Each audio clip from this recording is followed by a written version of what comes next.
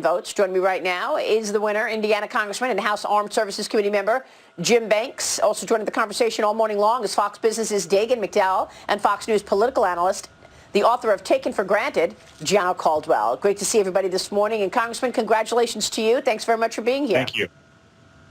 Thank you very much. It's great to be with you.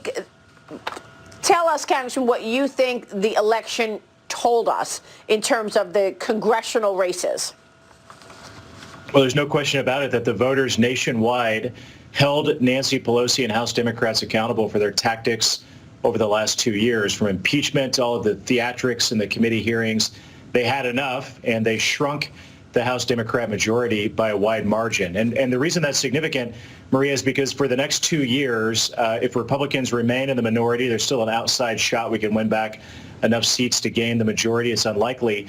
But the Democrat majority is going to be so thin that you're going to see the civil war within the Democrat Party between the socialist wing, the AOCs and Ilhan Omar's, versus the more mainstream members of the Democrat Party, more than you've ever seen before in a single-digit Democrat majority. Actually, for that reason, I was expecting the Republicans to take the House. Why do you think it fell short in that regard? Well, it's a good question. I mean, the same reasons that we're seeing the president slip in some of these Democrat-run states because of tactics like ballot harvesting and other techniques by the Democrats. Maria, it's important to remember that the very first thing that House Democrats did when Nancy Pelosi took the gavel back as Speaker of the House 2 years ago was they passed H.R. 1. Symbolically, they gave it H.R. 1 the title because it was their top priority. And it was an election reform bill to do things like put the election process in their favor through allowing ballot harvesting and other techniques. So that was their tactic 2 years ago when they took the majority, long before the coronavirus and before the pandemic. They couldn't get it done. They passed it out of the House, but it was so radical, the Senate killed it.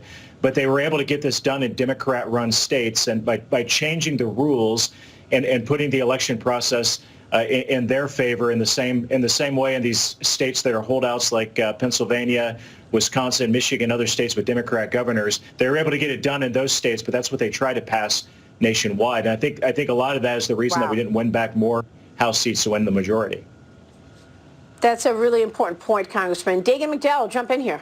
Congressman, I'll quote Dave Wasserman. I guess it's okay to still call people pollsters, but he's an analyst. The Democrats suffered a catastrophic loss of Hispanic support that cost key seats. The suburban revolt never progressed beyond 2 years ago. And the GOP likely doubled its ranks of women. Also, more black Americans voting for Republicans. What are you going to do? What is the party going to do to make sure that you continue to expand those kind of voting coalitions?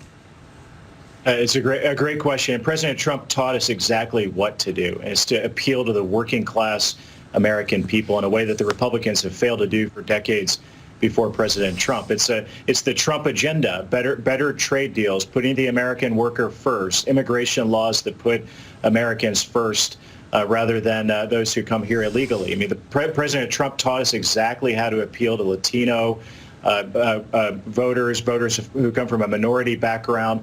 And on top of that, it's just being the type of Republican Party that goes out and recruits good candidates. We flipped the script on what Democrats did 2 years ago when they won the majority. They did it by recruiting women, by recruiting veterans. I myself went out and helped recruit dozens of candidates around the country who are veterans who are winning in a lot of these tough battleground districts. So we did what they did a couple of years ago, but at the same time, it's because of President Trump that we've won over the middle class voters the Republicans have lost in recent elections. All right, Congressman, it's just an incredible moment in time that we are all participating and witnessing. It's good to see you this morning and get your insights. We'll keep checking back. Thank you, sir. Thank you. Congressman Jim Banks, much more ahead this morning. Coming up next, we're looking at markets.